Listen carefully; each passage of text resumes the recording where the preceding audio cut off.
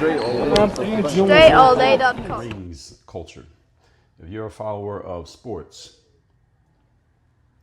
specifically basketball, you hear people talking about rings culture all the time. So rings culture is a conversation that's been going on actually mostly centered around a player by the name of LeBron James, who all of you have heard of. Not because LeBron has the most rings, he does not, but because a lot of LeBron detractors, people who may appreciate LeBron's game, but they're not a super fan of LeBron. He tends to have a lot of people who fall into this category and who say, well, LeBron can't be better than Michael Jordan. LeBron has continually asserted that he is the greatest player of all time, which will put him ahead of Michael Jordan. I disagree.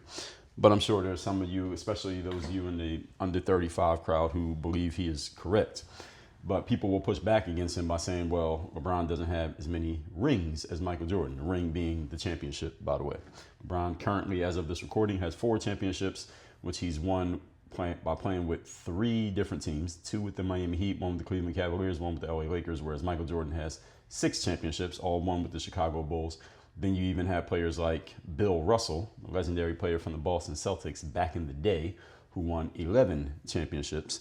And the whole conversation being, well, hey, LeBron doesn't have the rings. There's no way he can be better just on that alone.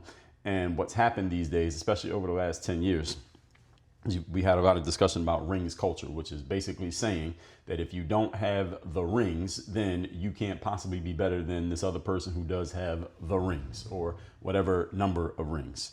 So again, this conversation started in the sports world where fans and players are debating about this. Does a player get judged more highly or lower based on whether or not they won a championship or a certain number of championships? And there are players out there, players themselves, who argue that there are other players out there who are really good. They never won a ring. And then they get unjustly, according to the players, discredited because they didn't win rings. And then there are other players out there who may not have even been that good individually, but they have rings. For example, players like Charles Barkley, who is a certified legend in basketball. Patrick Ewing is another. John Stockton and Karl Malone are 2 others. These are players who are certified as great NBA players. They are in the Hall of Fame, which is the highest level of basketball credit or respect that you can get, is to be in the Hall of Fame of basketball. They're in it, yet they never won championships. Then you have players who are not going to be in the Basketball Hall of Fame, probably. You take a player like Steve Kerr. You take a player like Robert Horry. These players have won several championship rings, but they were never the main guys on their teams, like the guys that I just mentioned, like Charles Barkley and Karl Malone. These guys were never the main guys. They were often what we call role players, but they happen to be role players on good teams, and they won a bunch of championship rings. So does that put a guy like Steve Kerr ahead of a guy like John Stockton? In a nuanced discussion, the answer is of course not. But when people are talking about this rings culture, they try to reduce it down to this simple binary, which is why we are doing this whole episode, so I can break this down and help you all explain it, help you all understand it. But understand, even if you're not a sports fan, this is not about sports. I'm just using sports as a frame here. Pay attention. And some people who happen to be in the right circumstances or on the right team with really good teammates, they end up, again, winning a ring. So does that make them better than somebody else? Well, what I'm going to set clear for everyone here today is this concept of rings culture. Rings culture, meaning you are only as good as how much you actually achieve the ultimate outcome. That's what we're going to describe rings culture as. I'm going to help you all understand that this whole concept, this applies in everything in life. All of life is rings culture. That's the topic here today. Even if you have never played a sport and you have never picked up a ball, and some of the players that I just named a few minutes ago, you have never even heard of them, understand that rings culture applies in what you do the same way it applies in what they do. And I'm going to explain that metaphorically here today.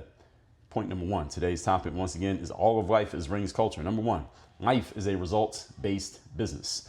Everybody who has listened to me before, if this is not the first episode of this show you have ever listened to, then you have heard me say that life is a results-based business. And what does that mean?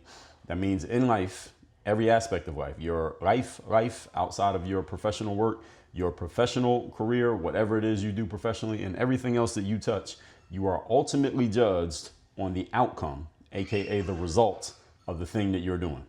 That's how you're ultimately judged. What is the ultimate outcome of what you're doing? In sports, for example, the reason why we keep score, the reason why there are championships, the reason why there are rings is because at the end of the season, only one team or one player gets the trophy, the winner's trophy at least, and the championship. And yes, you are judged on that outcome because every team ostensibly is playing to win the ring.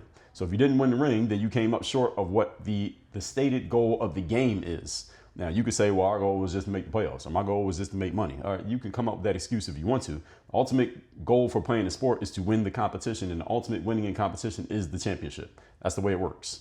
And that's not something that you can personally say, well, maybe the ultimate goal of the game is the championship, but my goal was to just get a contract or to average 20 points a game. If that's your mindset, then you shouldn't be on the team. Because the team that you play for, if you play a sport, they're trying to win the championship. Their goal is to win the championship because that's the way that the league is designed, is for you to compete for the championship. If you're playing tennis, your goal is not to just get some good pictures from Instagram. The goal is to win the tournament that you entered. I mean, that's the very point of playing in the first place.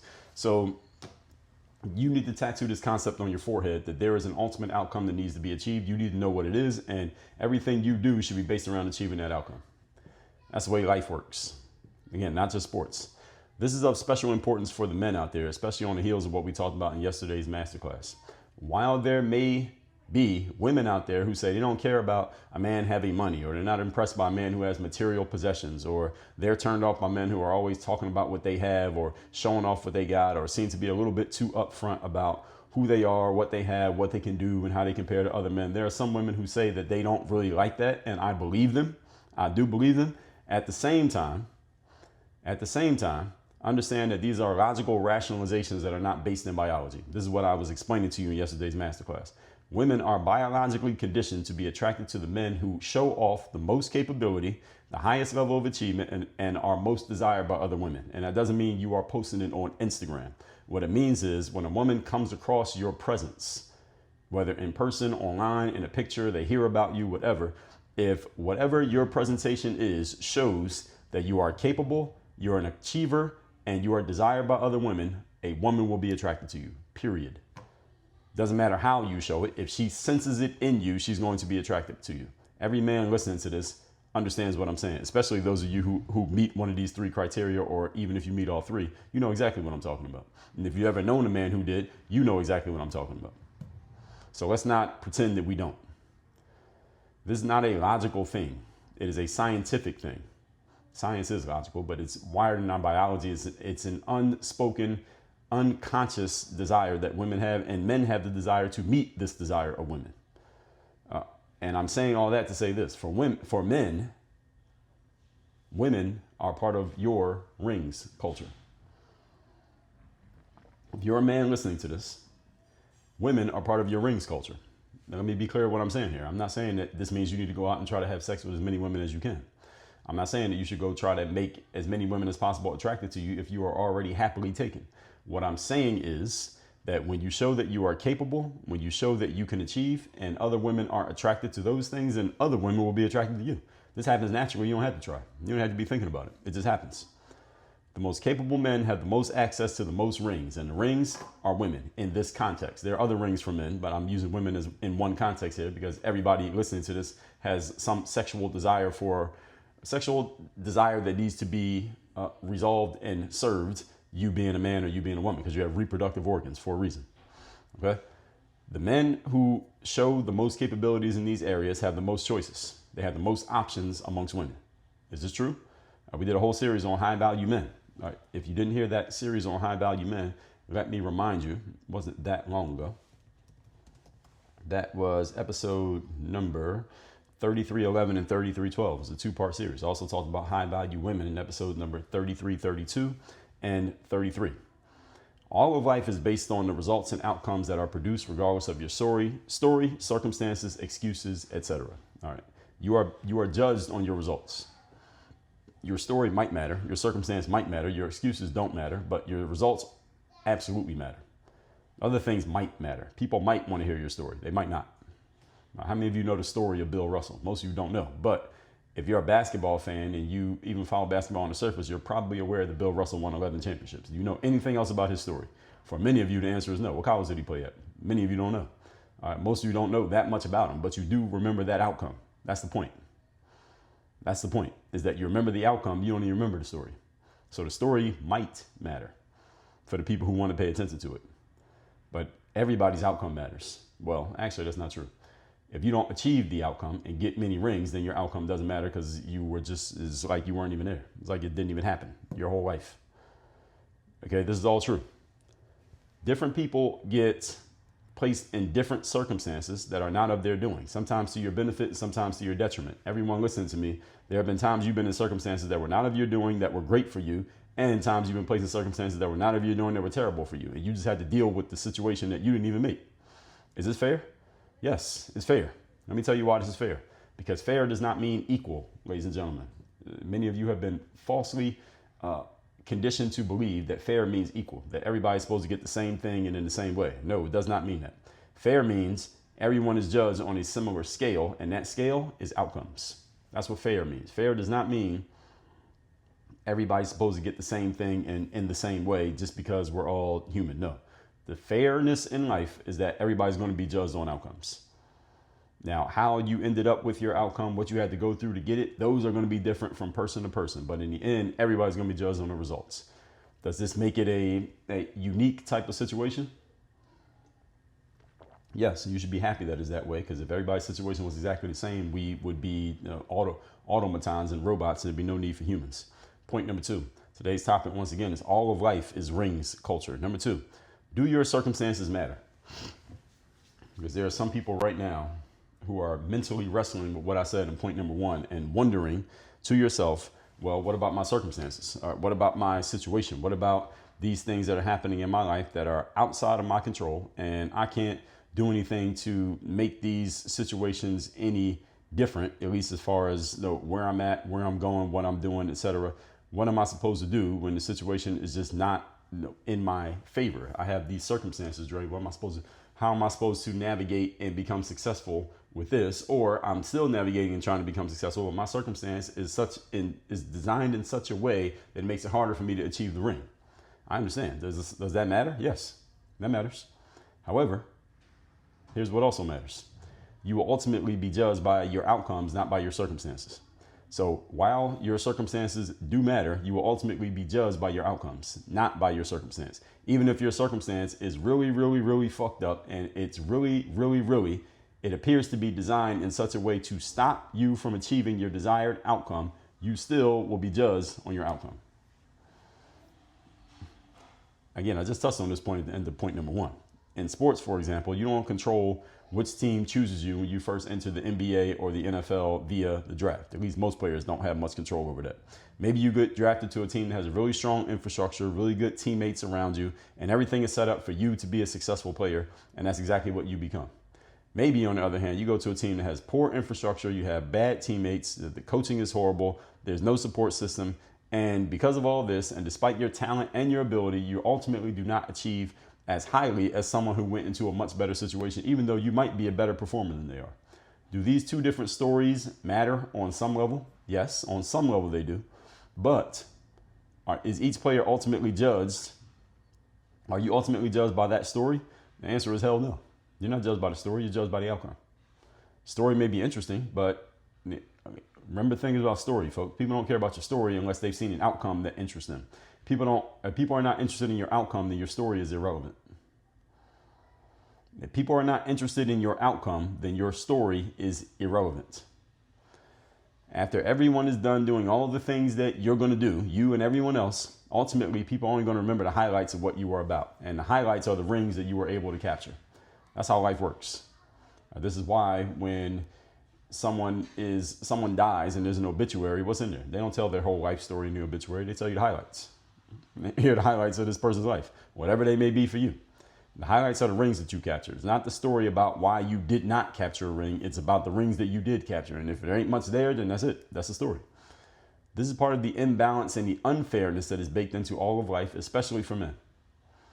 This is part of the unfairness of life, is that you got to navigate circumstances that you didn't even create.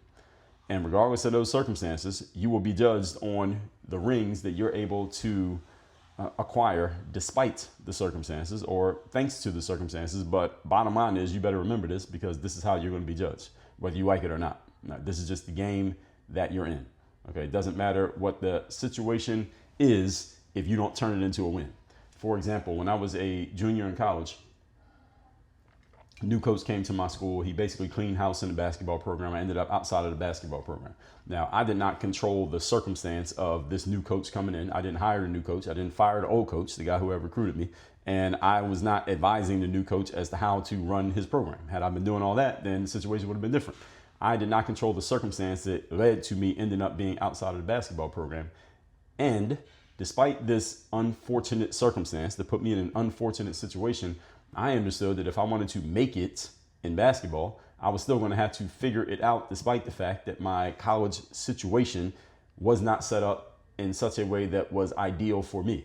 And the fact that I was able to make it anyway, despite the unfortunate circumstance, is why I can talk about my basketball career as a ring that I acquired. Do you understand this? And the story of how and why it happened makes it look even better and makes me look more like a superhero, simply because I went through a challenging story in order to get there. But had I not acquired the ring, then everything I just told you about what happened in college wouldn't matter. It would be completely irrelevant because nobody would care. I had other college teammates who faced the same situation as me. They had been on the team the year before. New coach came in. New coach cleans house. That player, just like me, ends up outside of the program. And that player didn't do anything else in basketball. That was it. Their career ended right there. And guess what? You never heard that player's story. You know why you never heard that player's story? Because nobody gives a fuck. Nobody cares about your story unless you achieve the outcome. This is it, ladies and gentlemen. I'm telling you what it is. If you don't achieve the outcome, your story does not matter. And it's especially important for men. It's more important for men than it is for women, because we're the builders, we're the achievers, we're the protectors, we are the ones who advance and build and or destroy a society. And as a man, you are judged on your outcomes, not on your feelings or your story. Your story matters, again, if you achieve an outcome that somebody cares about. And it only matters to the people who care. Point number 3. Today's topic, once again, is all of life is rings culture. Number 3. Being that you are ultimately judged by your outcomes, your job is to adjust to this reality that I'm presenting you with, or adjust your circumstance, if you can, in such a way that you will still achieve winning the ring. Here's a good thing about circumstances. You break it down, is actually 2 words. The circle, so the word circumstance. So the first word is circle, that's what's around you. And the second part of the word is stance, which is what? Where you're standing, where you currently are. So wherever you currently stand, you see what's around you, that is your circumstance. Good news is you can change where you are standing. You don't like what's around you when you stand in this spot, okay, then go across the street and see what's around you when you stand there. You don't like that, then go to the other side of town, stand there, see what's around you there. And if you don't like what you see when what's around you, then how about you turn in the other direction? Maybe you'll see something different. Maybe you'll just see it from a different angle. Good thing about circumstances is that they can be altered. Not always so easily, but a circumstance can be altered just by, when you break down the word, you understand what it means. Now you understand you can just change where you're standing. Everybody here capable of physically moving? I think most of you are. Okay, the hard part, everybody, the job of all of this, so to speak, of being a leader and a high achiever, is that you are responsible for creating the desired result, regardless of the circumstances that you find yourself in, or which maybe have been handed to you. You don't always control how the circumstances came to be, but you still are required to achieve an outcome anyway. Right? That's the hard part. That's the part that can frustrate you. That's the part that can bother you when you're looking around like, yo, I'm way better than this guy, and that guy. But their circumstance has put them in a situation where it's easier for them to be successful than my circumstance has made it for me to be successful. That's fucked up.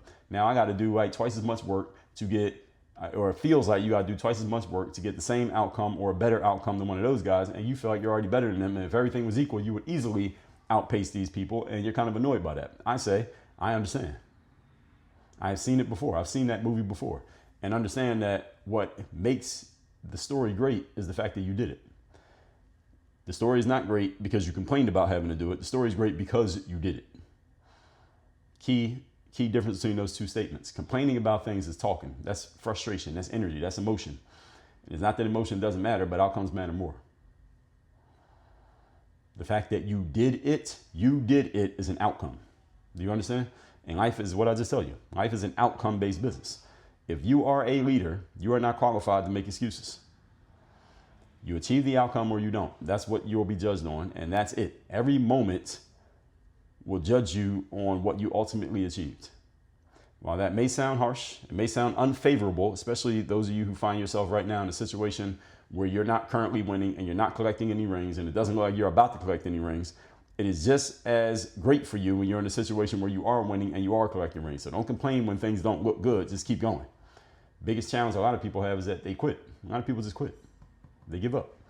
When things are looking bad, they stop trying.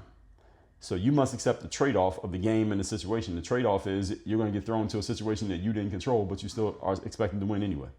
This is never changing. As long as humans are humans, this is what it is. As long as men are men, and I'm doing my part to bring men back to being men so that women can go back to being women. Men, this is your mission, should you choose to accept it. You choose not to accept it, then what you're going to find yourself is subjugated by the men who did.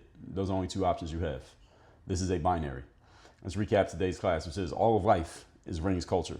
So again, this came from the sports world, but as you can see, as I've gotten into these points, it's not really about sports. Number one, life is a results-based business. This is of special importance for men, especially on the heels of what we talked about yesterday. Women are drawn to men who can win the ring. All right, and I told you what the rings are.